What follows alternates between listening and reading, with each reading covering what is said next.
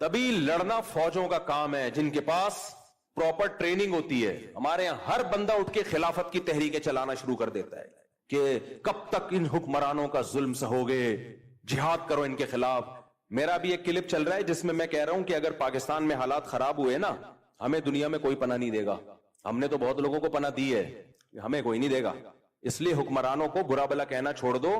और आगे मैंने वजाहत की है, बुरा भला कहने का मतलब मुसल्ला बगावत, जायज तनकीद करो, ये मैंने कहा है। लेकिन मेरा क्लिप लोग अधूरा चला रहे हैं। लो, मुफ्ती साहब कह रहे हैं हुक्मरानों को बुरा भला भी नहीं कह सकते, जो मर्जी करते रहें। ये मैंने नहीं कहा। जायज तनकीद 100 दफा करो, धरने भी दो, कंटेनर ला के रखो, अपने मुतालबात पूरे करवाओ। अगर नहीं करवाने होते मैं अदालती खुला के खिलाफ इतना क्यों चीखता। मेरा मकसद है मुसल्ला तहरीक की तरफ मत जाओ। बम धमाके, मार धाड़, ये काम किया तो मुल्क में लाशें बिछेंगी, रिजल्ट कुछ भी नहीं निकलेगा। गजा से ज्यादा हालात खराब हो जाएंगे हमारे मुल्क के, क्योंकि ये जो बैठ के बातें कर रहे हैं ना इस्लामी खिलाफत की, इनके पास बातों के सिवा कुछ भी नहीं है। खिलाफत खिलाफत का लफ्ज इन्होंने बदनाम कर दिया है। हर 4 दिन में कोई उठता है कि पाकिस्तान में खिलाफत का निजाम लेके आओ। तेरे पास कौन सा मैकेनिज्म है, तेरे पास क्या स्ट्रेटेजी है, पहले क्या करेगा, उसके बाद क्या करेगा, फिर लड़ेगा कैसे? क्योंकि इसके लिए तो आपको फौज से लड़ना पड़ेगा, इस्लामाबाद पे कब्जा करना पड़ेगा। क्या कैसे करेगा? कोई जवाब नहीं है। यूनिवर्सिटियों के लड़कों को और तलबा को एक अंधेरी गली में बंद कर दिया। फिर होता क्या है, एजेंसी वाले इनको उठाते हैं, फिर ये मिसिंग पर्सन बनते हैं। और ये जितने लीडर खिलाफत के नाम पे ये दंदनाते घूम रहे होते हैं, इनको कुछ भी नहीं होता। एजेंसियां इनको कुछ नहीं कहती। एजेंसियां कहती हैं इनकी दावत पे जितने लोग आ रहे हैं ना, उनको खड्डे लाइन लगाते जाओ, इनकी चमड़ियां उधेड़ी जाती हैं, कोई पूछने वाला। तो ऐसे जितने भी स्कॉलर्स हैं ना यूनिवर्सिटियों में आजकल, ये बहुत इस तरह के स्कॉलर्स आ रहे हैं कि देखो ये मौलवी निजाम के खिलाफ नहीं खड़े होते। निजाम के खिलाफ खड़े होने का मतलब क्या है? मतलब पहले वाजे करो, क्या मतलब खड़े होने का मतलब? अगर तुम ये कह रहे हो तोपे गने लेके निकल जाएं, ये निजाम के खिलाफ हम नहीं खड़े होंगे भाई। इससे नुकसान होगा, मुल्क में अनारकी फैलेगी, मुल्क के टुकड़े होंगे और गैर मुस्लिम ताकतों के हाथ में ये कंट्री चला जाएगा। इससे बदतर हालात हो जाएंगे। और अगर निजाम के खिलाफ का मतलब ही कि एहतजाज करो, मीडिया पे धरने देके 100 दफा करो, किसने मना किया भाई? किसने मना किया? बांग्लादेश वालों ने किया ना एहतजाज, कामयाब हुए वो, तो किसने मना किया आपको एहतजाज करने? यहां तो बात खिलाफत से शुरू हो रही है।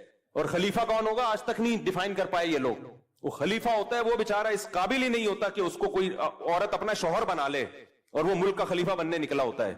ये यूनिवर्सिटियों में बहुत हो रहा है आजकल। जाएंगे तो कुछ ठिश पिश इंग्लिश मारी, और फिर मौलवियों को बुरा भला कहा कि मौलवी तो ये कर रहे हैं, मौलवी तो तकरीरें कर रहे हैं, तो तसव्वुफ में लगे हुए हैं, तज़किया में लगे हुए हैं, निजाम की तब्दीली। और निजाम की तब्दीली का मतलब पता है क्या होता है इनका? बगावत।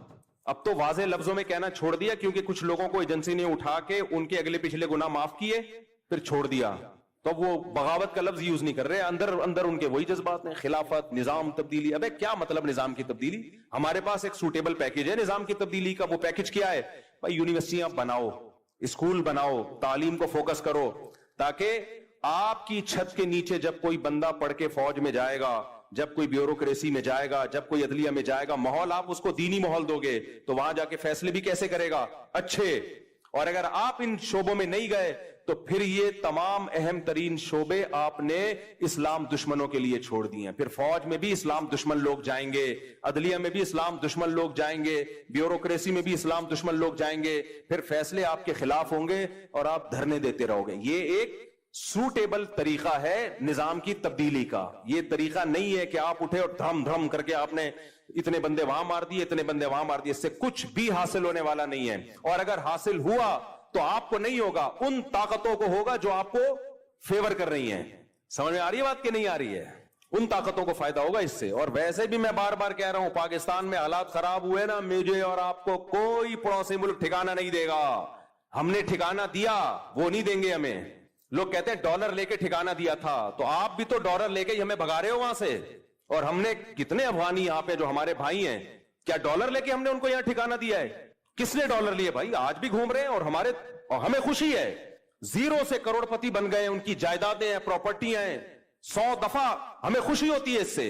मुसलमान है। ज़ियाउल हक की तकरीर आप सुने जाके, जब ये अफगान जिहाद शुरू हुआ था, उसने कहा था, उसके अल्फाज मुझे पूरे अल्फाज याद नहीं, उसने कहा था अफगानों के लिए हमारा मुल्क खुला हुआ है, आए यहां पे धड़ाधड़ आए।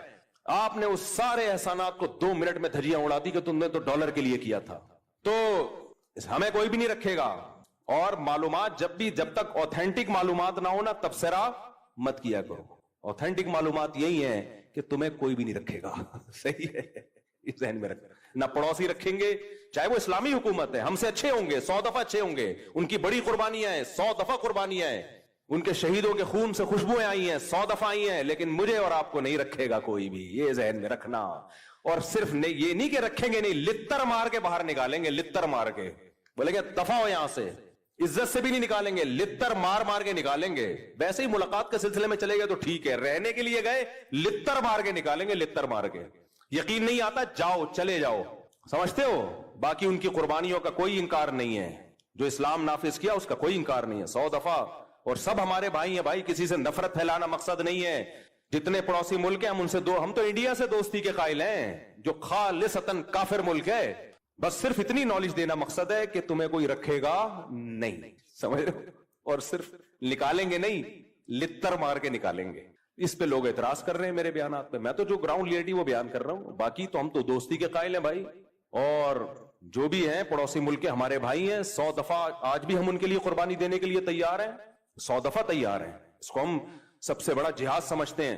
لیکن میں یہ بتا رہا ہوں کہ بس جو ظرف آپ کا ہے وہ ساری دنیا کے سب لوگوں کا نہیں، اس لیے اپنے ملک کی حفاظت کرو۔ آج ہم کسی کو پناہ بھی اس لیے دے رہے ہیں، دے بھی اس لیے رہے ہیں کہ ہمارے پاس ایک کنٹری ہے، نہیں ہوا ختم۔ جب بات کو میں سمیٹ کے ختم کرتا ہوں تو اللہ دو طرح سے مدد کرتا ہے انسانوں کی، بعض دفعہ اسباب کے بغیر، جیسے معجزے اور کرامات، لیکن اللہ کی عادت کیا ہے؟ اسباب پیدا کر دیتا ہے۔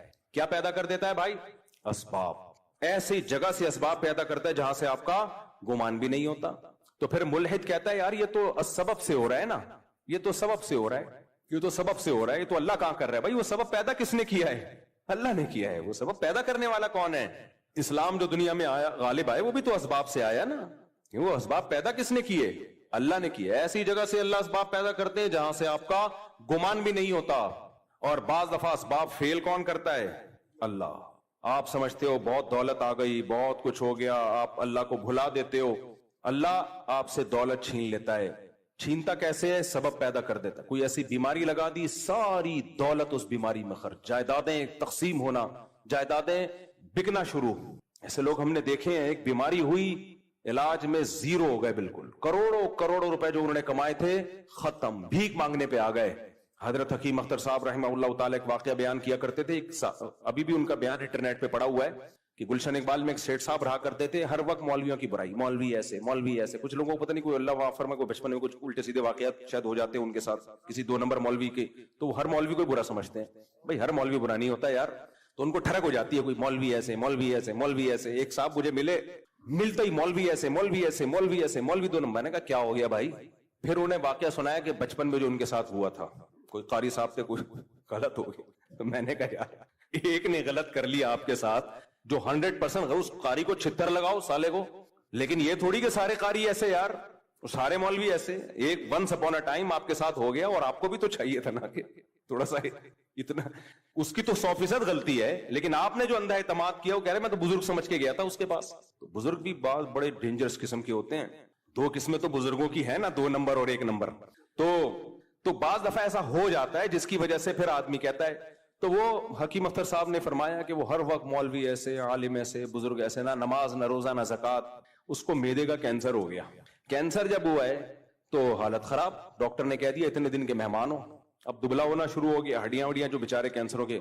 تو اس کو اللہ نے توبہ کی توفیق دے دی، اس کو اندازہ ہو گیا جو میری جو دبدباہٹ اور روب، اور سارے ڈاکٹر آج سائنس اپنی ترقی کی انتہا کو پہنچی ہوئی ہے، 1 کروڑ پتی آدمی کو زندگی نہیں دے سکتی، جوان بھی تھا، اس کو اندازہ ہو گیا بھائی یہ سب مادی اسباب کی 2 ٹکے کی حیثیت نہیں ہے، موت اپنی آنکھوں سے نظر آ رہی۔ حکیم اختر صاحب نے فرمایا کہ اس نے سارے علماء کو بلایا، سب سے معافیاں مانگی، بھائی مجھ سے غلطی ہوئی ہے، توبہ کی اور دنیا سے چلا گیا۔ یہ پرانے زمانے کے ملحد تھے، جب لتر پڑھتے تھے تو اللہ یاد آ جاتا تھا۔ آج کے ملحد اتنا ڈھیٹ ہے نا، صبح شام عذاب اپنی آنکھوں سے دیکھے، پسے ابو جہل کی طرح۔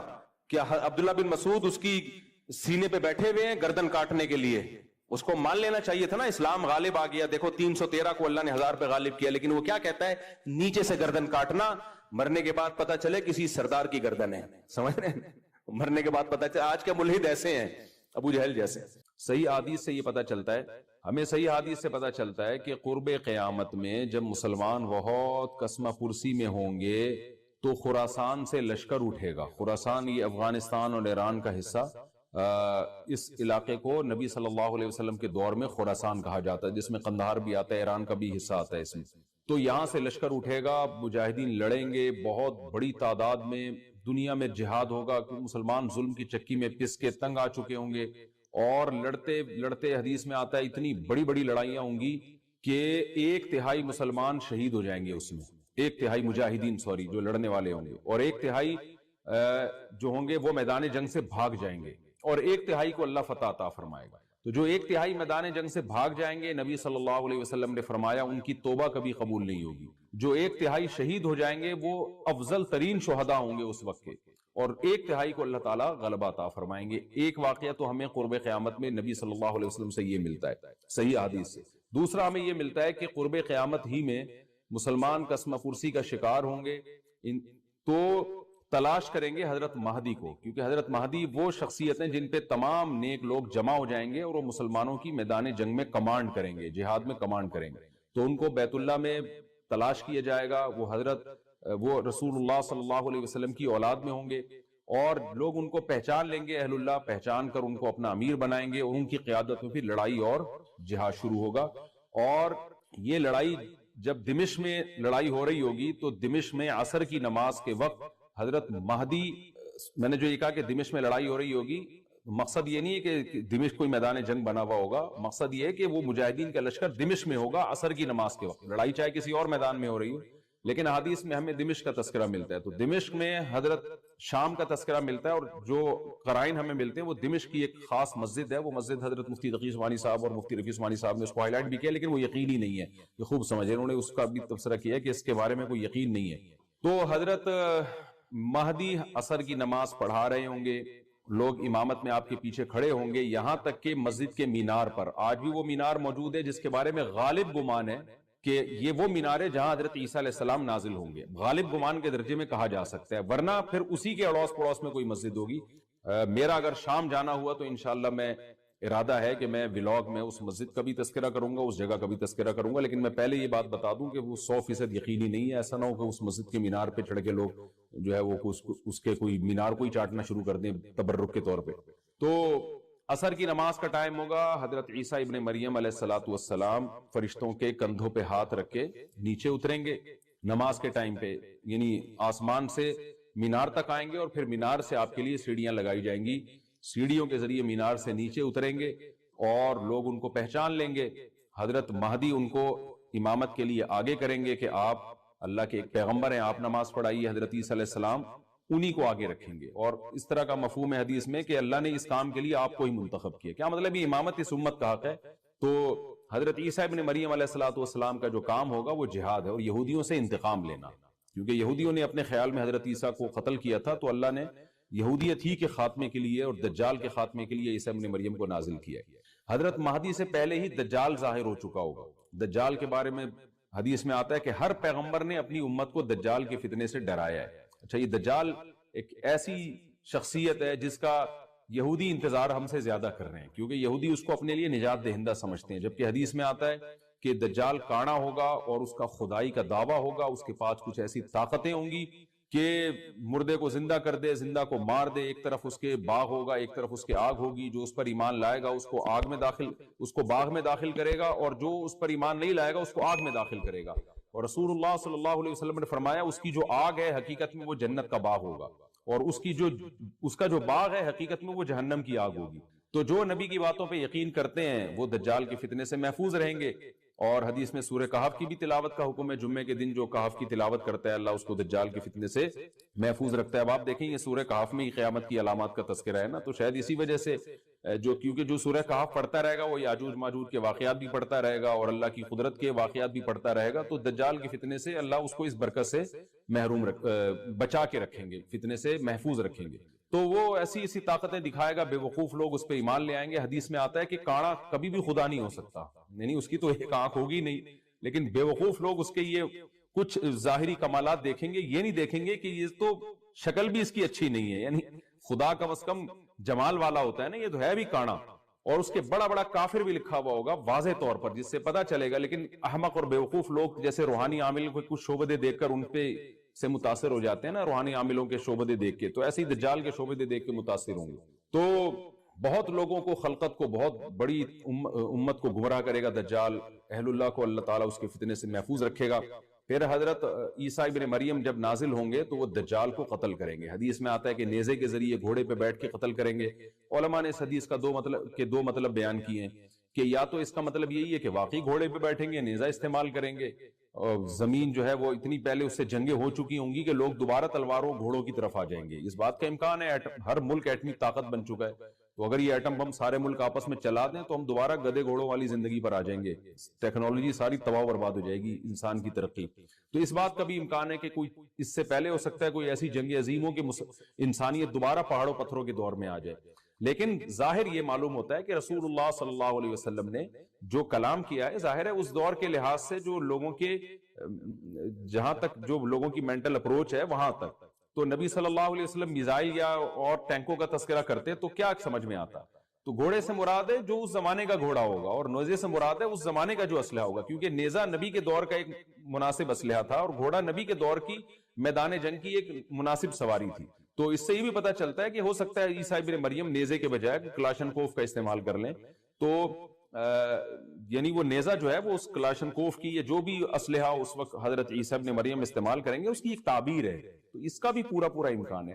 تو ہمیں بہرحال اتنا ایمان ہمارے لیے ضروری ہے کہ دجال کو قتل کرنے والی جو ذات ہے، جو شخصیت ہے، وہ عیسیٰ ابن مریم علیہ السلام. تو حضرت عیسیٰ کے ذریعے اللہ تعالیٰ دجال کو قتل کریں گے، اور حضرت عیسیٰ کی قیادت میں زبردست جہاد ہوگا. حدیث میں آتا ہے کہ عیسیٰ ابن مریم اس دنیا کو امن سے بھر دیں گے. اتنا امن ہو جائے گا اور اتنی مالی فراوانی ہوگی، اتنی مالی، کیونکہ دنیا میں مال بہت ہے، ڈسٹریبیوشن صحیح نہیں ہے. جو تقسیم ہے نا مال کی وہ ظالمانہ ہے، جس کی وجہ سے غریب سے غریب تر ہے، امیر سے امیر تر ہے. حضرت عیسیٰ ابن مریم ایسا نظام قائم کریں گے کہ جس سے مال کی صحیح تقسیم، اور لوگ اٹھیں گے زکوٰۃ کا مستحق تلاش کریں گے اور لوگوں کو زکوٰۃ کا مستحق نظر نہیں آئے گا. غریب تلاش کرنا مشکل ہو جائے گا. یعنی ایک آدمی، حدیث کے مفہوم ہے کہ زکوٰۃ لے کے گھومتا رہے گا اور اس کو کوئی غریب نہیں ملے گا. اتنی مالی فراوانی ہو جائے گی. پھر ترمذی کی روایت میں آتا ہے کہ اللہ کی طرف سے برکتیں ایسی نازل ہوں گی کہ بڑے بڑے انار پیدا ہوں گے، بڑے بڑے انگور پیدا ہوں گے، زمین اپنی برکتیں کھول دے گی. اور حضرت عیسیٰ علیہ السلام خنزیر کو بھی دنیا سے ختم کر دیں گے، خنزیر کی نسل کو ختم کر دیا جائے گا. وَيَضَعُ الْجِزْيَةَ، اور جزیہ کا نظام ختم. اما الاسلام و اما السیف، یا تو تلوار یا اسلام، اس کے علاوہ نہیں. تو نبی صلی اللہ علیہ وسلم کو اللہ نے جس مقصد کے لیے دنیا میں بھیجا تھا، اس مقصد کی جو تکمیل ہے وہ عیسیٰ ابن مریم کے ذریعے. باقی اس میں حکمتیں کیا ہیں اس پر میرے الگ سے بیانات موجود ہیں کہ اللہ نے حضرت عیسیٰ ابن مریم کا انتخاب کیوں کیا اس کام کی تکمیل کے لیے. اسی امت میں کوئی کیوں منتخب نہیں کر لیا، یا یہ کہ پیغمبر صلی اللہ علیہ وسلم ہی کے ذریعے پوری دنیا میں اسلام کو غالب کر دیا جاتا. اس میں کیا حکمتیں ہیں اس پر میرے الگ سے بیانات موجود ہیں. ابھی تو میں کوشش کرتا ہوں کہ تفسیر سے میں جو ٹو دا پوائنٹ بات ہے اس سے یہاں اس لیکچر میں نہ ہٹوں. تو اسی وقت حضرت عیسیٰ ابن مریم اس کو یاجوج ماجوج کو قتل کریں گے اور دنیا انصاف سے بھر جائے گی. اور اللہ تعالیٰ نے جو پیغمبروں کو دنیا میں بھیجا تھا اس کا مقصد کیفیت اور کمیت دونوں لحاظ سے حاصل ہو جائے گا. اس کے بعد پھر آہستہ آہستہ دنیا میں زوال شروع ہوگا، اور پھر جب پوری دنیا کے لوگ زوال کا شکار ہوتے ہوتے کفر کی طرف جائیں گے، گناہوں کی طرف. اور حدیث میں آتا ہے جب تک ایک شخص بھی اللہ کا نام لینے والا ہوگا اس دنیا پر قیامت نہیں آئے گی. یہاں تک کہ آخری شخص جب دنیا سے اٹھے گا جو اللہ کا نام لیا کرتا تھا، تو اس کے بعد اللہ تعالیٰ سور پھونکیں گے، جبریل کو حکم دیں گے سور پھونکنے کا، اور اس دنیا کو تباہ و برباد کر دیا جائے گا. تو آگے قرآن کہتا ہے وَنُفِخَ فِي الصُّورِ، اور پھر سور میں پھونکا جائے گا. فَجَمَعْنَاهُمْ جَمْعًا، پھر ہم ان تمام انسانوں کو جمع کر دیں گے. وَعَرَضْنَا جَهَنَّمَ يَوْمَئِذٍ لِلْكَافِرِينَ عَرْضًا، اور قیامت کے دن ہم جہنم کو یومئذ، جس دن ایسا ہوگا یعنی جس دن سور پھونکا جائے گا، یہ دوسرا سور مراد ہے، لِلْكَافِرِينَ عَرْضًا، کافروں کے سامنے پیش کر دیں گے. الَّذِينَ كَانَتْ أَعْيُنُهُمْ فِي غِطَاءٍ عَنْ ذِكْرِي، یہ وہ لوگ ہیں جن کی آنکھیں میری یاد سے پردے میں پڑی ہوئی تھی، یعنی میری یاد کی چیزیں ان کو نظر ہی نہیں آتی تھی، غفلت میں پڑی ہوئی تھی جن کی آنکھیں. وَكَانُوا لَا يَسْتَطِيعُونَ سَمْعًا، اور یہ سننے کی صلاحیت بھی نہیں رکھتے تھے، نہ حق بات سنتے تھے نہ حق دیکھتے تھے، بس اپنے خواہشات کی جو چیزیں ہیں وہ ان کو اچھی لگتی تھیں اور وہی ان کو سمجھ میں آتی تھی. تو یہ ہمارا رکوع الحمدللہ کمپلیٹ ہو گیا. اس رکوع میں ہمیں بہت سارے اسباق ملتے ہیں، میں نمبر وار اس کو مختصراً بیان کر دیتا ہوں۔ پہلی بات تو یہ کہ دیکھیں اللہ تعالیٰ نے کیسے کیسے بادشاہ دنیا میں بھیجے ہیں اور کتنے پاورفل بادشاہ۔ حضرت ذوالقرنین کا نام ہی قرن والا، دو کناروں والا، زمین کے بہت بڑے حصے کو حضرت ذوالقرنین نے فتح کیا، اور اللہ کے نیک بندے کیسے اللہ کے راستے میں لڑتے رہے ہیں۔ تو یہ جو لوگ بیٹھ جاتے ہیں نا بس عبادت کرو اور لڑائی وڑائی اسلام میں ہے ہی نہیں، یہ دنیا میں کوئی بھی عقل مند اس نظریے کا حامی نہیں ہوگا۔ تو طاقت اور قوت کی اسلام میں بہت زیادہ اہمیت ہے۔ اس سے ہمیں یہ بھی پتہ چلتا ہے کہ اپنے ملک کی، خاص طور پر اسلامی ملک کی جو فوجی قوتیں ہیں، جو فوجی طاقتیں ہیں، ان کی ہمیں قدر کرنی چاہیے، کیونکہ اگر کوئی بھی ملک عسکری لحاظ سے کمزور ہو جائے، کیونکہ اللہ تعالیٰ تو جو عسکری لحاظ سے طاقتور قومیں تھیں اللہ نے ان کا کتنا تذکرہ کیا، ہاں وہ اللہ کے باغی نہ ہو۔ تو اسلامی ملک میں کوئی بھی اسلامی کنٹری ہے، چاہے سعودی عرب ہے، چاہے پاکستان ہے، چاہے ترکی ہے، کوئی بھی اسلامی کنٹری ہے، اس کی فوج کی قدر کرنی چاہیے، کیونکہ اسی کی وجہ سے ملک کا بارڈر محفوظ ہوتا ہے۔ اگر مسلمان عسکری لحاظ سے کمزور ہونا شروع ہو جائیں تو کافر ہمیں گاجر مولی کی طرح کاٹنا شروع کر دیں، اسلام دشمن قوتیں ہمیں کھا جائیں، ختم کر دیں ہمیں کھا کے۔ تو نیک قوتوں کو اپنی بقا کے لیے ہمیشہ سے اسلحے کی اور طاقت کی ضرورت رہتی ہے، اس کی اہمیت اسلام میں بہت زیادہ ہے۔ موسیٰ علیہ السلام کے بعد کتنے بڑے بڑے جنگی کمانڈر پیدا ہوئے، ذوالقرنین کا اللہ نے کیسا تذکرہ کیا۔ ذوالقرنین کی عبادت کا کہیں بھی تذکرہ نہیں، حالانکہ وہ بڑے عبادت گزار بھی تھے۔ داؤد علیہ السلام کی عبادت کا تذکرہ بھی ہے، ان کی تلوار اور طاقت کا تذکرہ بھی ہے۔ تو اللہ تعالیٰ جہاں عبادت کا تذکرہ کرتے ہیں تو طاقت اور قوت کا بھی تذکرہ کرتے ہیں۔ اس سے عسکری لحاظ سے اپنے آپ کو مضبوط کرنے کی اہمیت کا ہمیں پتہ چلتا ہے کہ اسلام میں اس کی بڑی اہمیت ہے۔ کسی بھی اسلامی ملک کی فوج کا مورال کسی بھی لحاظ سے ڈاؤن نہیں ہونا چاہیے، اور عسکری لحاظ سے وہ کسی بھی لحاظ سے کمزور نہیں ہونی چاہیے، اور اس کو چاہیے کہ اعدوا لهم ما استطعتم من قوہ پر عمل کرے۔ کہ قرآن کہہ رہا ہے روز بروز اپنی طاقت اور قوت میں اضافہ کرنے کی کوشش کرو۔ اس سے مسلم قوم کو کبھی بھی غافل نہیں ہونا چاہیے، اور کوئی بھی ایسا کام جس سے مسلمان قوتیں اور طاقتیں کمزور ہونا شروع ہو جائیں، اس کام سے ہمیں بچنا چاہیے۔ دوسری بات ہمیں یہ پتہ چلی کہ اللہ تعالیٰ نے اہل اسلام کے ذمے پوری دنیا کی ذمہ داری لگائی ہے، کسی ایک ملک کی نہیں۔ جتنے بھی پیغمبر آئے ہیں جب وہ دنیا فتح کرنا شروع کی ہے تو کہیں رکے نہیں ہیں وہ کہ بھئی یہاں تک، اس سے آگے نہیں جانا۔ ان کی صلاحیت ہی ختم ہو گئی ہو، وسائل ہی ختم ہو گئے ہو تو الگ بات۔ تو پوری دنیا ہے جس میں اللہ کے دین کو غالب کرنا ہے۔ اب اس کا طریقہ کیا ہوگا؟ ظاہر ہے جو جس زمانے میں سوٹیبل طریقہ ہو وہ اختیار کیا جائے گا۔ تو حضرت ذوالقرنین پہلے انتہائی مشرق کی طرف گئے ہیں، جہاں سورج نکلتا ہے تو وہاں سے جہاں سے آبادی شروع ہو رہی ہے، اور ان کا خیال تھا کہ اب آگے آبادی نہیں ہے تو پھر جا کے سٹاپ کیا ہے۔ مغرب میں بھی ایسے ہی، شمال میں بھی ایسے ہی۔ تو ہمیں جب دیکھتے ہیں کہ جب صحابہ کرام نے دنیا فتح کرنا شروع کی ہے تو ہمیں مسلمان کمانڈروں میں بھی ایسے واقعات ملتے ہیں کہ وہ علاقے فتح کرتے کرتے سمندر کے کنارے پہنچے اور انہوں نے سمندر کو دیکھ کے کہا کہ تیرے آگے بھی آبادی ہوتی نا تو ہم اللہ کا کلمہ وہاں بھی بلند کرتے۔ تو یہ دور تھا مسلمانوں کا، اور یہ عیسیٰ ابن مریم دوبارہ پھر وہی کریں گے، پوری دنیا کو فتح کریں گے۔ تو حضرت ذوالقرنین کے اس واقعے سے پتہ چلتا ہے کہ پوری دنیا کی ذمہ داری اللہ نے ہمیشہ سے اہل اللہ پہ لگائی ہے، اور وہ پوری دنیا میں اللہ کے دین کو غالب کرنے کی کوشش میں ہمیشہ سے لگے رہیں۔ تیسری بات ہمیں پتہ چلتی ہے کہ اسباب اور وسائل کی اہمیت۔ حضرت ذوالقرنین نے جب اتنا پہاڑوں کے بیچ میں اتنا یعنی لوہے کی پلیٹیں لگا کے تانبا پگھلا کے آہنی دیوار بنائی ہے تو خوش ہوئے ہیں، ھذا رحمت من ربی، میرے رب کی رحمت ہے۔ تبھی تو اللہ کا شکر ادا کیا نا، خوشی پہ شکر ادا کیا جاتا ہے۔ تو اس سے یہ بھی پتہ چلتا ہے کہ سائنس اور ٹیکنالوجی، دیکھیں یہ کام ٹیکنالوجی کے بغیر ممکن نہیں تھا۔ تبھی تو اس قوم نے کہا نا ذوالقرنین سے کہ ہم پیسے آپ کو دیں گے، لیکن ہمارے پاس وہ وسائل نہیں ہیں، وہ ٹیکنالوجی نہیں ہے ہمارے پاس۔ اور بظاہر ایسا لگتا ہے کہ ان کے پاس لوہا بھی تھا، تانبا بھی تھا، کیونکہ حضرت ذوالقرنین اب یہ تو نہیں ہے نا کہ زمین کے مشرق کی طرف دوبارہ لوہا جمع کرنے گئے ہوں، تو وہیں سے جو کچھ ہوگا نکالا ہوگا۔ تو وسائل اس قوم کے پاس تھے، ٹیکنالوجی نہیں تھی کہ اس لوہے کو اور اس تانبے کو پگھلا کے دونوں پہاڑوں کے بیچ میں پلیٹیں کیسے بنانی ہیں اور ان کو کیسے ان کے بیچ میں تانبا کر کے کہانی دیوار بنائی، یہ ٹیکنالوجی ان کے پاس نہیں تھی۔ تو اس سے ہمیں ٹیکنالوجی کی ویلیو کا بھی پتہ چلتا ہے۔ آج مسلمان اس میں بھی بہت پیچھے چلے جا رہے ہیں اور اس کو مذہب سمجھنا شروع کر دیا ہے، یہ بات بھی غلط ہے۔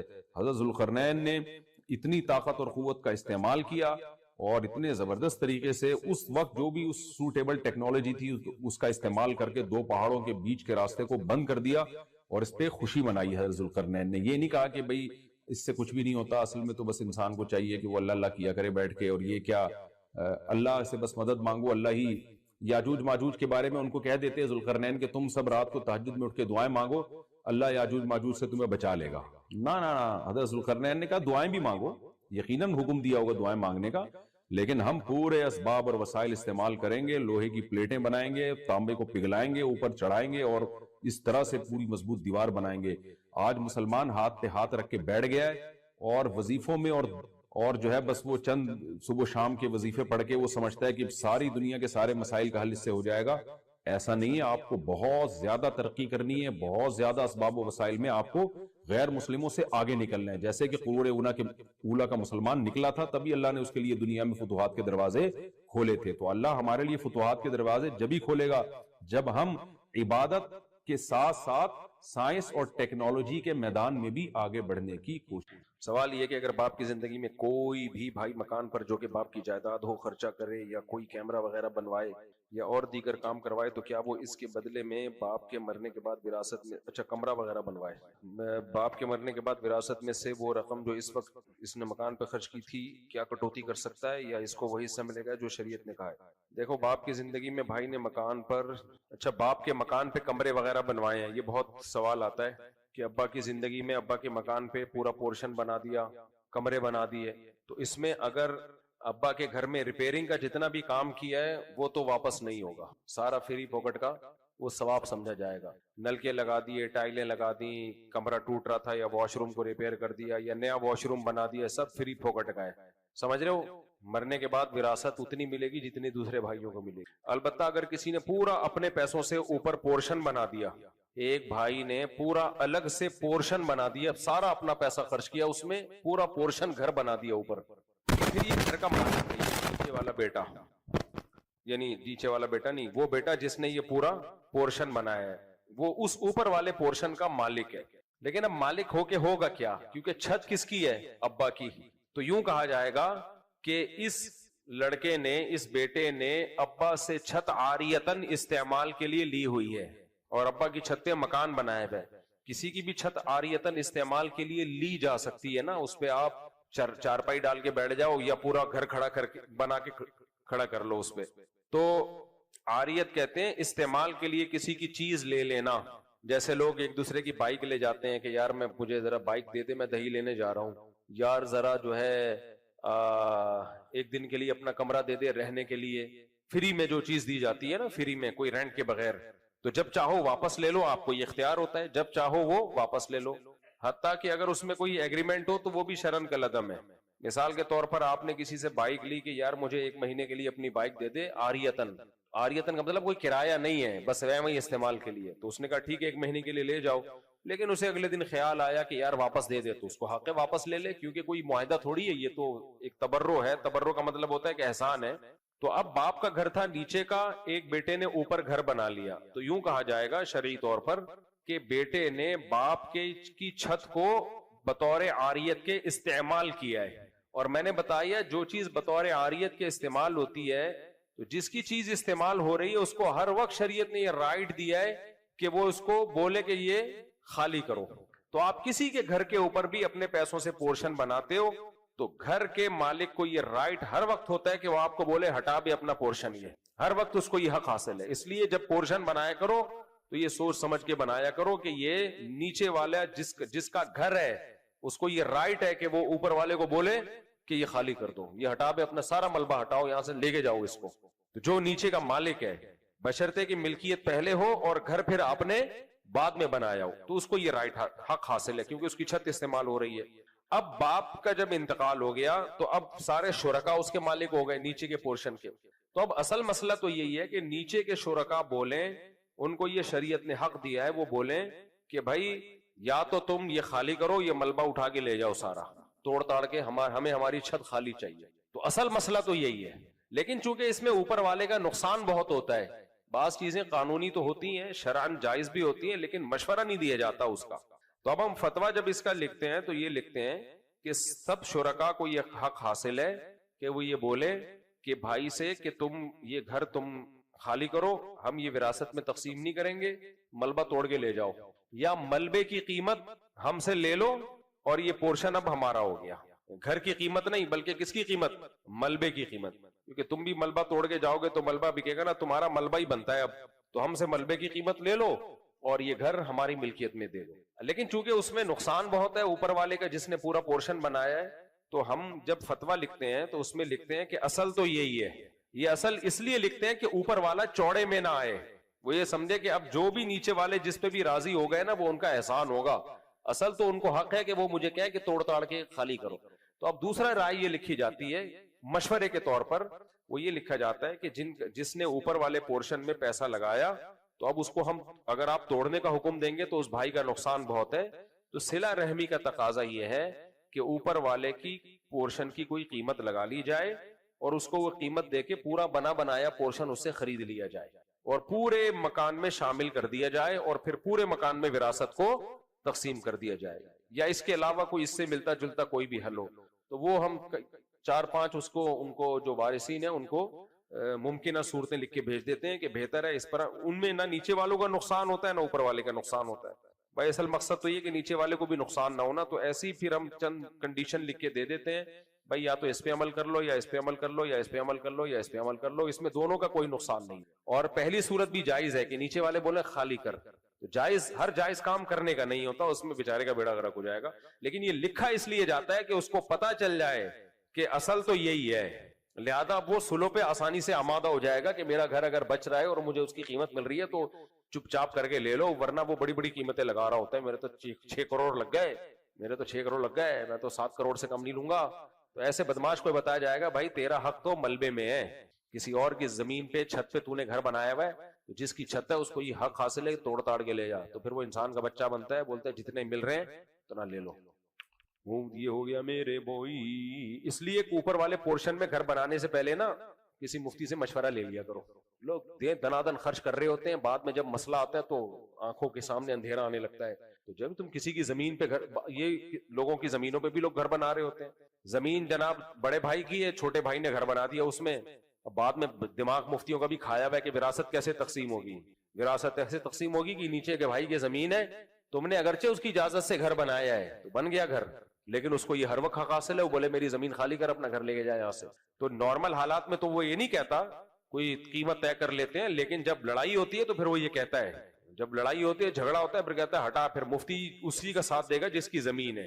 نہیں آ رہی سمجھ میں بات, میرا نام محمد یوسف ہے اور میرے باپ کا نام. دیکھو یہ مالی معاملات میں نا بہت سیدھا رہنا چاہیے. میں نے پتا ہے کیا وصیت نامہ جو لکھا ہوا ہے میں بتاتا رہتا ہوں نا تاکہ آپ لوگ کو بھی عبرت ہو. اب ظاہر ہے میں جب مروں گا تو اتنے پیچھے وارثین ہوں گے, تو ان کو جھگڑے سے بچانے کے لیے, حالانکہ مجھے امید ہے کوئی نہیں جھگڑے گا آپس میں انشاءاللہ, لیکن ہم تو پورا انتظام کریں نا. میں نے گھر کی چیزوں کا بھی لکھا ہوا ہے کہ کون سے گھر میں کس کی چیز کس کی ہے.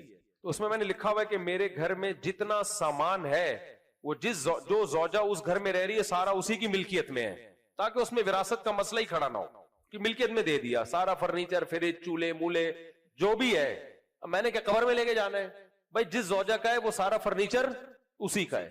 تو اب میں مروں گا تو بھائی اس میں تو وراثت ہے ہی نہیں ہے, تو گھر والوں کا ہے.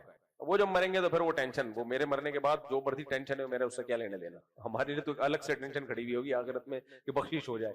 یعنی وہ ٹینشن سے بچنا تو میرے بس میں نہیں ہے نا. میں تو یہی کر سکتا ہوں کہ میں جب مروں تو میرے مال میں کوئی جھگڑا نہ ہو. تو میں نے بتایا ہوا ہے کہ بھائی جب میں مر جاؤں, وصیت لکھی ہوئی ہے, جب میں مر جاؤں گا تو پہلے سے, مرنے کے بعد نہیں کہ میرے مرنے کے بعد یہ ان کا ہے, پھر یہ نہیں ہوتا. مرنے کے بعد تو پھر وراثت ہے, پھر وصیت باطل ہے ابھی سے.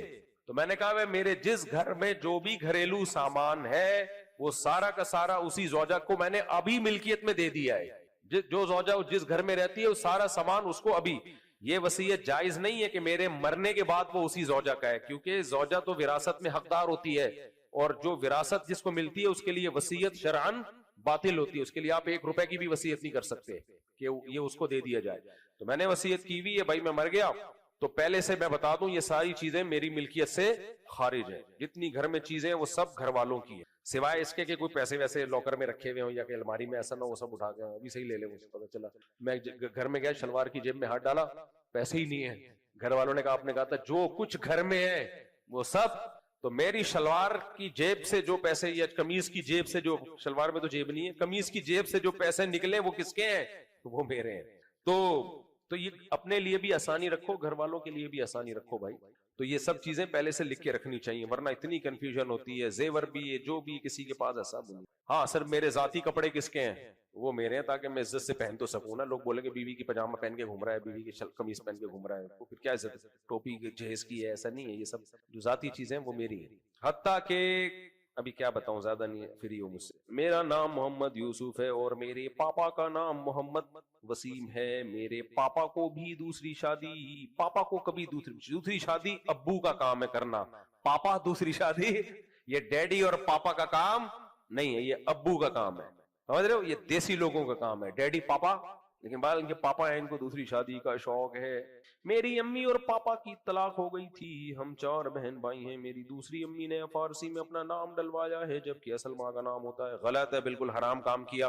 نہ باپ کی ولدیت چینج کرنے کی اجازت ہے, نہ ماں کا نام چینج کرنے کی اجازت ہے. اب ہوا یہ کہ ان کی والدہ کو ڈیورس ہوئی تو جو سوتیلی ماں کا نام ہے فارسی میں اوریجنل ماں کے خانے میں ڈال دیا, گناہ کبیرہ ہے. اوریجنل ماں کا نام ہمیشہ رہے گا, اوریجنل باپ کا نام ہمیشہ رہے گا. جبکہ اصل ماں کا نام ہوتا ہے, بڑی بہن کی شادی کے لیے فارسی میں سگی ماں کا نام چاہیے ہوتا ہے. تو باپ نے نادرا کے, انہوں نے بہت لمبا خط لکھا ہے. یار یہ تو آپ نے پورا لمبا چوڑا خط لکھ دیا. بہرحال نادرا میں نام چینج کروائیں اور جو بھی اس کی قانونی کاروائی پوری کریں. یہ کبیرہ گناہ ہے, جائز نہیں ہے. اور جب بہن کی شادی ہو تو بھی اصل والدہ کا نام والے ڈاکومنٹس جمع کرائیں, اس میں جو ممکن ہے جتنا ممکن ہے کریں. مفتی صاحب مجھے آپ سے پوچھنا ہے کہ میرا دل کبھی نماز میں لگتا ہے اور کبھی نہیں, کبھی اچھا کام کرنے کا دل کرتا ہے اور کبھی نہیں. یہ انسان کی فطرت ہے, کبھی نماز میں دل لگتا ہے کبھی نہیں لگتا. یہ سب کے ساتھ ہوتا ہے. تو یہ دنیا میں کوئی ایسا ترم خان نہیں ہے جو ہر وقت اس کا نماز میں دل لگا رہے. تو سب تو پھر سارے نمازی نہ بن جائیں. پھر تو جب دل لگے تو یہ اللہ کی نعمت ہے, نہ لگے تو اللہ کی طرف سے آزمائش ہے, اس میں دگنا ثواب ملے گا. تو ان چیزوں میں مت پڑو کہ دل لگ رہا ہے کہ نہیں لگ رہا. غلام کا کام ہوتا ہے جو ٹاسک اس کو دیا جائے اس ٹاسک کو وہ پورا کرتا ہے. آپ نے مزدور کو لگا دیا کنواں کھود دے, وہ کہہ رہے سیٹھ صاحب کبھی میرا دل لگتا ہے کنواں کھودنے میں, کل تو میں اتنا مزہ آ رہا تھا کنواں کھودنے میں, آج مزہ نہیں آ رہا. ایک دفعہ تو آپ اس کو تسلی کا جملہ کہو گے ہوتا ہے یار, ہوتا ہے یار. پھر وہ کہہ رہے اب مزہ آ رہا ہے بہت زیادہ کنواں کھودنے میں. پھر اگلے گھنٹے کہہ رہا پھر میری بوریت سی ہو رہی ہے, دل نہیں لگ رہا. 2-4 دفعہ ایسا کرے گا آپ چماٹ مارو گے رکھ کے. بولے گا انسان کا بچہ بن, کنواں کھود, جو تجھے کام لگایا نا وہ کھود, تیرا دل لگے نہ لگے جو کام ہے اس کو فوکس کر. دفتروں میں بھی ایسا ہی ہوتا ہے, آپ کمپیوٹر کے سامنے آ کے بھیجے, باس سے کہہ رہا دل نہیں لگ رہا. 2-4 دفعہ بولے گے, باس بولے گا بھائی میرے جو کام تجھے دیا ہوا ہے وہ کرے یار, جو چیک تجھے دیا ہوا ہے کیش کرانے کے جا کے کرا کے آ. اسلام میں مذہب میں آ کے یہ سارے مسائل شروع ہو جاتے ہیں. نماز میں دل لگ رہا ہے, نماز میں دل نہیں لگ رہا, عبادت میں مزہ آ رہا ہے, دعا میں مزہ آ رہا ہے. نہیں بھائی مزہ آئے نہ آئے, آپ نے کام جو اللہ نے ٹاسک دیا اس کو کیا کرنا ہے, پورا کرنا ہے, ایسی کی تیسی. تو یہی تو ہے عبادت. کسی نے اچھا بعض لوگ یہ بھی کہتے ہیں کہ ہمیں تو عادت پڑ گئی ہے نیکی کی, تم یوز ٹو ہو گئے ہیں, اب تو وہ جذبہ ہی نہیں رہا, اب تو نماز کی عادت پڑ گئی ہے. ایک آدمی نے مولوی تھانوی سے کہا مجھے تو نماز کی عادت پڑ گئی, تو عادتن یہ کام کر رہا ہوں, عادتن, وہ جذبہ تو ہے نہیں. انہوں نے کہا اگر اچھے کام کی عادت پڑ جائے تو کیا برائی ہے اس میں, یہ تو خوش ہو یار اچھے کام کی عادت پڑ گئی ہے. لوگوں کو چرس پینے کی عادت پڑ جاتی ہے, شراب پینے کی عادت پڑ جاتی ہے, تجھے نماز کی عادت پڑ گئی ہے. سبحان اللہ. ایک موٹیویشن اسپیکر ہے, اچھی باتیں کرتے ہیں, لیکن ایک بات انہوں نے عجیب و غریب کی کہ بچے کو جب آپ کوئی اچھا کام کروا کے انعام دیتے ہو تو بچے کو انعام کی عادت پڑ جاتی ہے اور پھر وہ بغیر لالچ کے کام نہیں کرتا. تو ٹھیک ہے ہمیشہ انعام دینا ٹھیک نہیں ہے, لیکن بچے کو کاموں کی عادت ڈالنے کے لیے نا اگر کوئی انعام دے کے عادت ڈالی جائے تو اس میں کوئی حرج نہیں ہے. عادت پڑنے دو, بھلے لالچ میں ہی پڑ جائے, بھلے لالچ میں ہی پڑ جائے, کیونکہ جب عادت ایک دفعہ پڑ جاتی ہے نا پھر لالچ نہیں بھی ہو تو کرتا ہے آدمی کام. تو عبداللہ ابن مبارک بہت بڑے محدث گزرے ہیں, بہت بڑے بزرگ گزرے ہیں. یہ عربی کے بہت بڑے عالم تھے, عربی زبان کے, شاعری بہت جاندار, محدث فقیہ.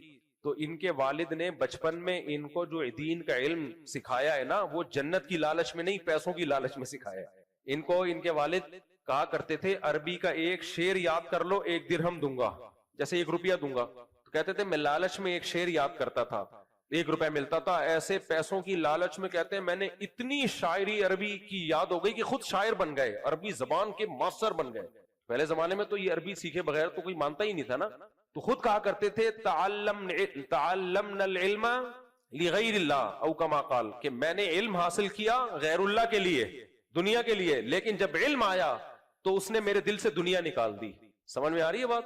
یعنی علم حاصل کیا تو بچپن میں لالچ تھی, پیسے ملتے تھے, لیکن جب علم آ گیا نا تو اس علم نے پیسوں کی لالچ بولو نکال دی. یعنی جب علم آ گیا نا ایک دفعہ تو اس نے تو دنیا کی محبت نکال دی.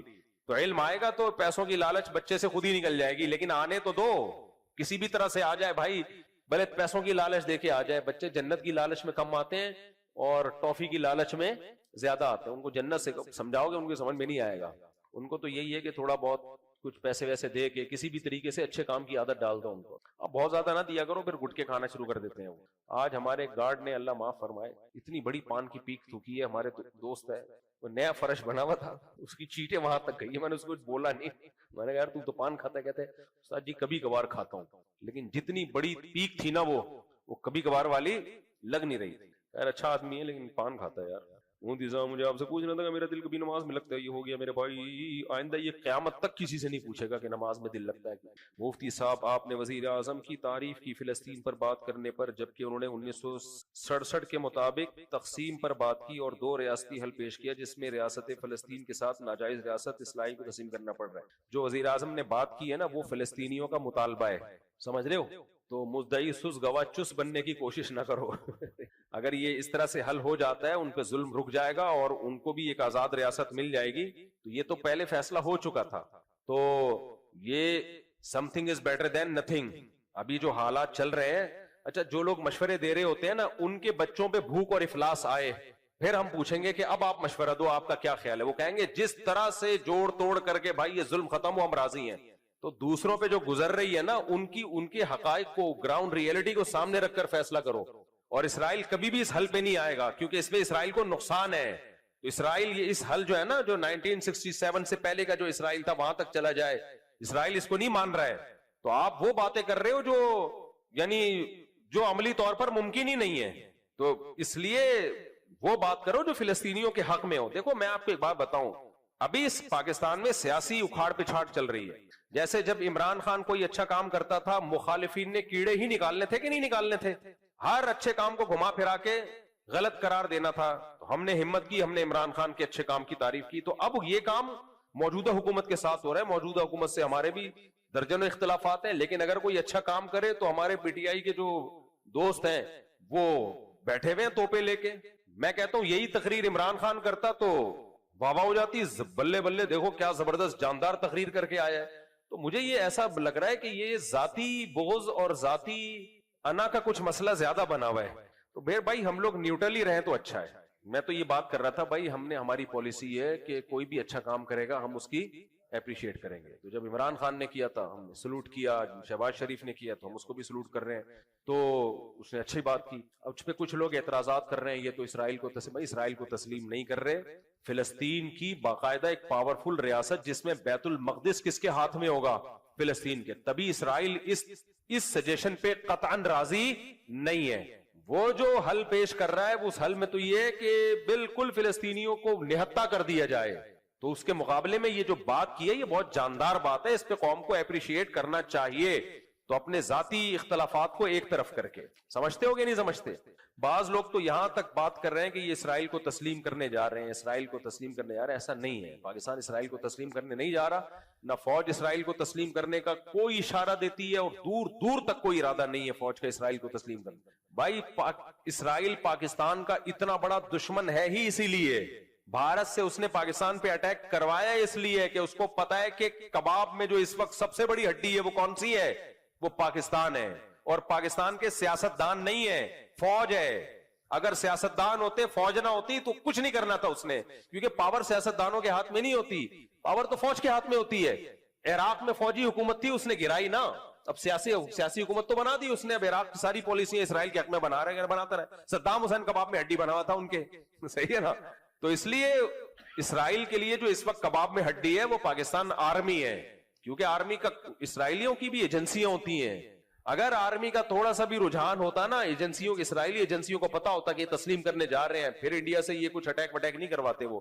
اس لیے میرے بھائی عمران خان سے آپ محبت کریں, عمران خان کو فیور کریں, 100 دفعہ کریں, لیکن یہ نہیں کہ اوٹ پٹانگ آپ جو بھی حکومت کوئی اچھا مثبت کام کرے تو آپ نے بس اس کے اگینسٹ ہی جانا ہے. ڈالر کو اسٹیبل کر لیا ہے فوج نے, ڈالر کو اسٹیبل کر لیا. جس سپیڈ سے ڈالر تباہ ہو رہا تھا نا, گر رہا تھا, وہ روکا ہے, اسمگلنگ پہ پابندی لگا کے باقاعدہ فوجیوں کی لڑائی ہوئی ہے بارڈر پہ, جو اسمگلنگ ہو کے جا رہا تھا, فوجی شہید ہوئے اس میں بہت زیادہ.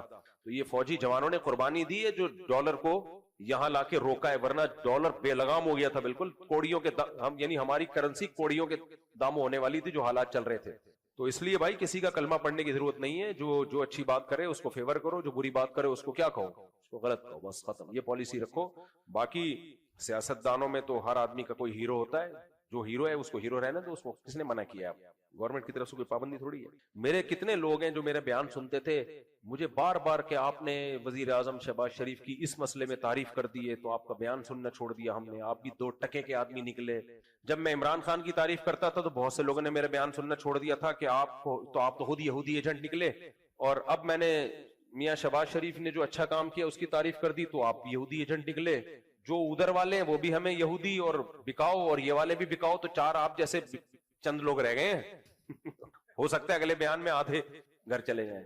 تو نہ اتنی جلدی کسی سے محبت کرو, نہ اتنی ذرا سی باتوں پہ کسی سے بدگمانی کرو. اور علماء کے بارے میں تو ایک بات یاد رکھو, علماء سے آپ دین سیکھنے کے لیے آتے ہو, جائز ناجائز سیکھنے کے لیے آتے ہو. تو میڈیکل سائنس کی وہ کوئی بات کریں, آپ بول دو مفتی صاحب غلط کہہ رہے ہیں. میں اگر بولتا ہوں میڈیکل سائنس یہ کہتی ہے کہ یہ کھانے سے طاقت آتی ہے, آپ بولو مفتی صاحب ہیں, مفتی صاحب نے اس دن جو مسئلہ بتایا تھا نا, اوپر والا پورشن بھائی بنائے تو یہ شرعن کیا ہے, یہ ٹھیک ہے.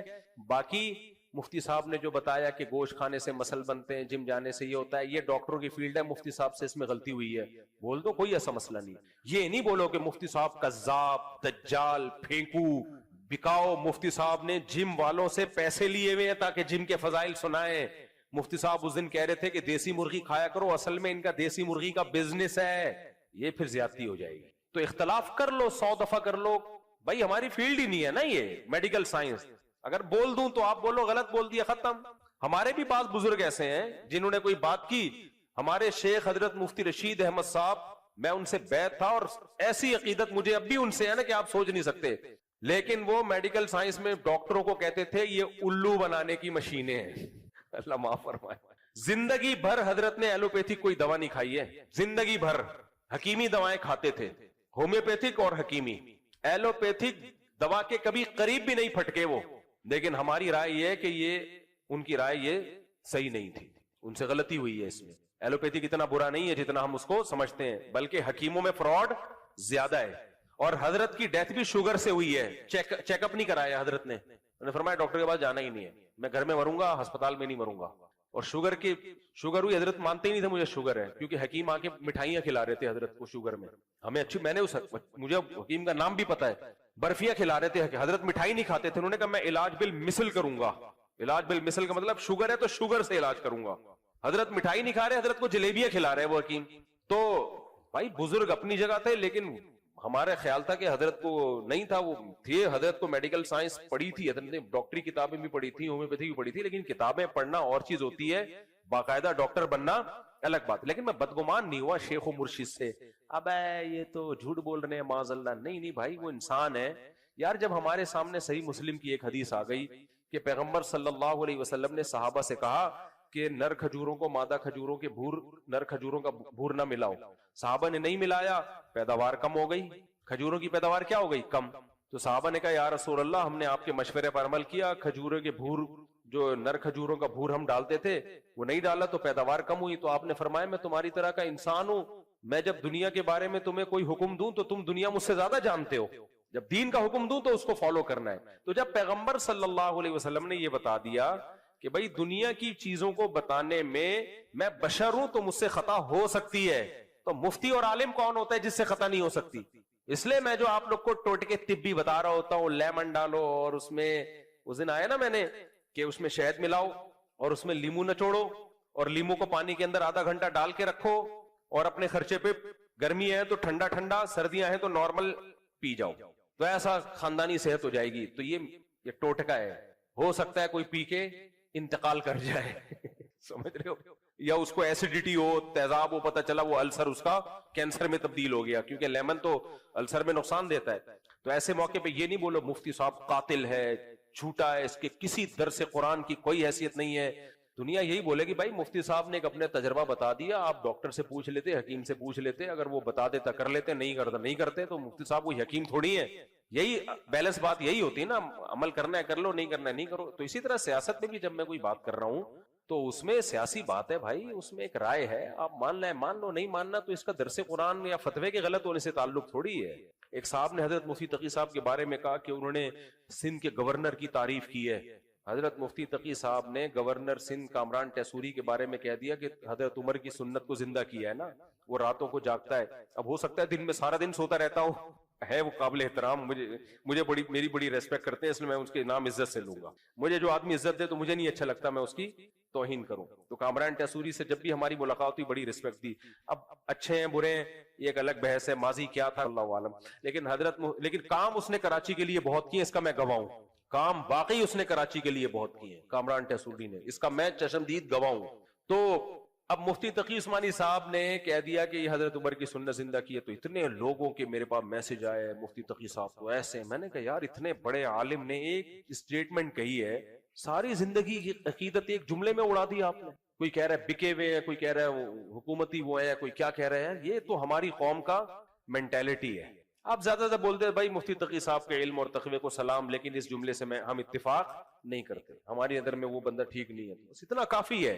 کیا یار بیچاروں کو اب بھی کمنٹس آ رہے ہوتے ہیں مفتی تقی صاحب کی تصویروں کے نیچے, وہی بندہ ہے جس نے حکومت وقت کی تعریف کی ہے. مجھے تو بھائی دیکھو, من عادى لي وليا فقد آذنته بالحرب, حدیث میں آتا ہے کہ اللہ کہتا ہے جو میرے کسی ولی سے دشمنی کرتا ہے میرا اس کے خلاف اعلان جنگ ہے, میرا اس کے خلاف اعلان جنگ ہے. تو اس لیے یہ جو الفاظ زبان سے نکل رہے ہیں نا اللہ والوں کے خلاف, علماء صلح کے خلاف, یہ آپ کی نظر میں بہت ہلکے ہوتے ہیں, اللہ کی نظر میں ہلکے نہیں ہوتے, بہت بھاری ہوتے ہیں.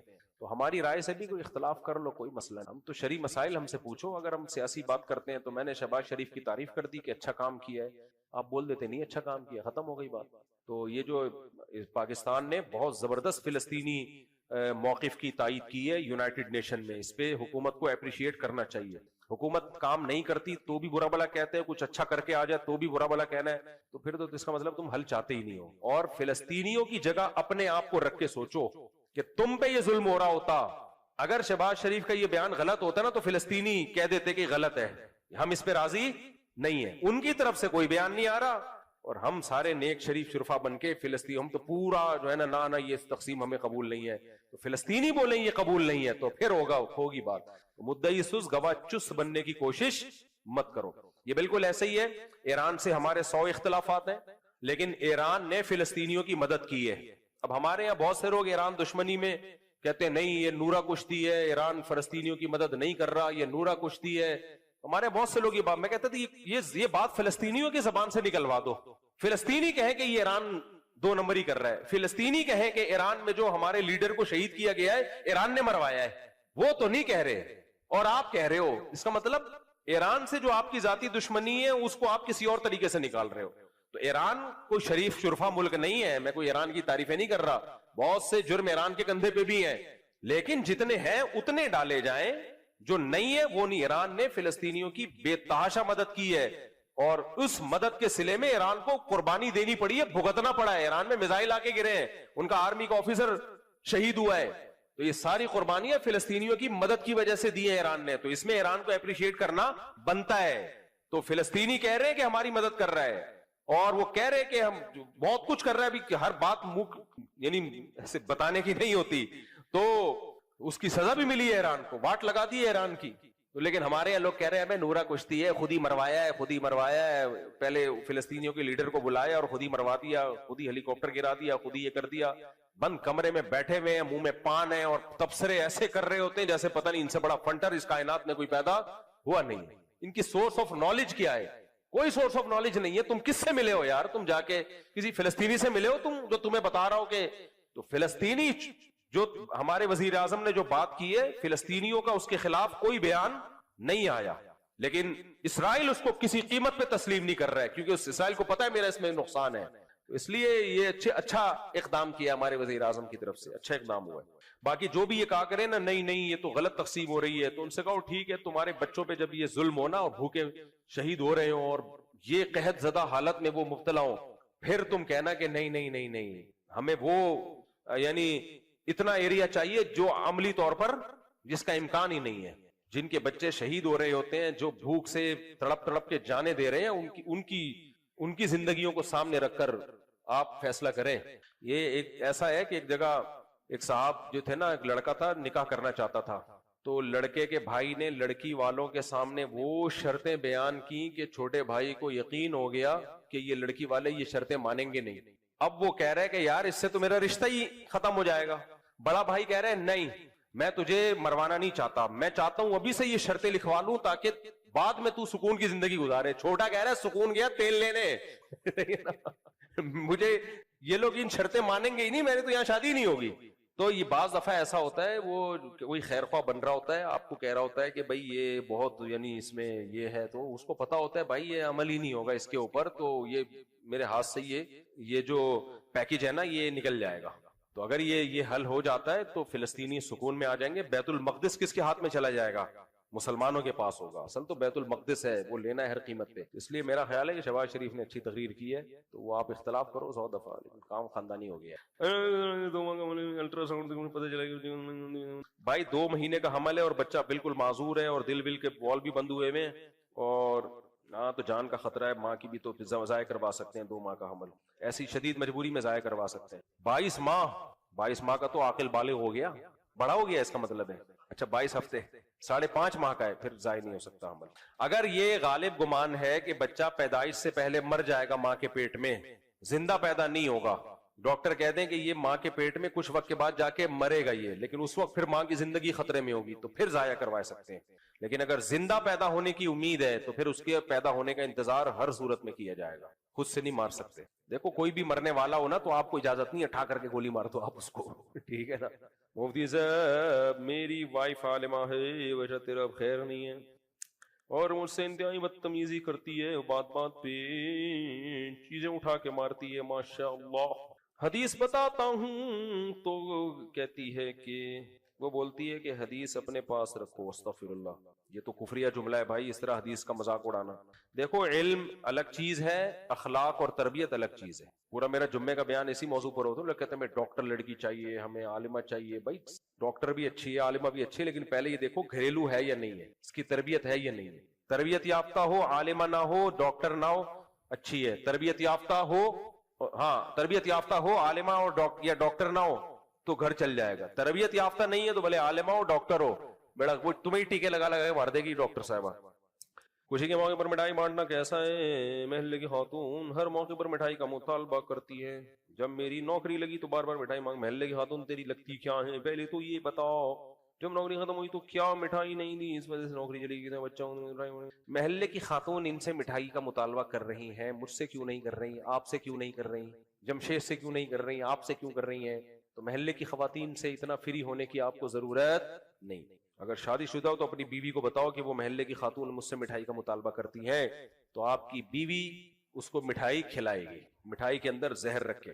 آپ نے ایک جواب میں کہا تھا کہ ایک شخص کے 3 بیٹے اور تینوں باہر چلے گئے, آپ کو اولادوں کو نصیحت کرنی چاہیے. آپ نے ان کے والد کو ہی نصیحت کر دی کہ 3-4 بچے ہوں گے تو یہ ہوگا.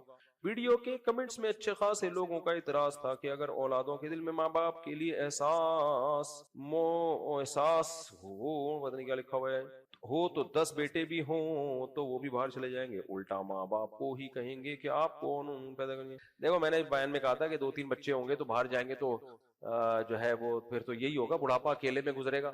تو اس پہ لوگوں کے یہ بتا رہے ہیں, کمنٹس آئے ہوئے تھے کہ آپ بچوں کو سمجھاؤ نا کہ ماں باپ کی کیئر کریں, ماں باپ کے ساتھ رہیں. تو 2-3 کیا 10 بچے بھی ہوں گے, اگر ماں باپ کا خیال نہیں کر رہے تو سارے باہر چلے جائیں گے. شاید میں نے بیان کرنے میں سمجھا نہیں پایا ہوں گا. میرا مقصد ہے کہ بعض کو تو باہر بھی جانا پڑتا ہے, کمانا بھی تو انسان کی ضرورت ہے نا. سب کو یہاں روزگار نہیں ملتا. زیادہ بچے ہوں گے, کچھ باہر چلے گئے, کچھ یہاں رہ گئے. میں جاتا ہوں KPK میں, گاؤں دیہاتوں میں 8-8 10-10 15-15 بچے ہوتے ہیں, 2 ملیشیا میں, 2 ترکی میں, 1 امریکہ میں اور 5 یہاں پر, سمجھ رہے ہیں. پھر وہ آتے ہیں تو یہ 4-5 وہاں چلے جاتے ہیں. 1 سال کے لیے تبلیغ میں بھی گیا ہوا ہوتا ہے. تو سارے شعبے چل رہے ہوتے ہیں, ماں باپ بھی تنہائی میں نہیں ہوتے. 1 آدھ بچہ ہے تو وہ ماں باپ کو سنبھالے گا, تو کمائے گا کون؟ کمائے گا تو یہاں ہر ایک کو روزگار نہیں ملتا, بعض کو باہر جانا پڑتا ہے تو یہ تنہا ہو جاتے ہیں. اس لیے 1-2 بچے جہاں ہوں گے تو یہ مسائل وہاں کھڑے ہوں گے. اس لیے بچے ہول سیل کے حساب سے ہونے چاہیے. اس سلسلے میں یہ بات میں نے کی.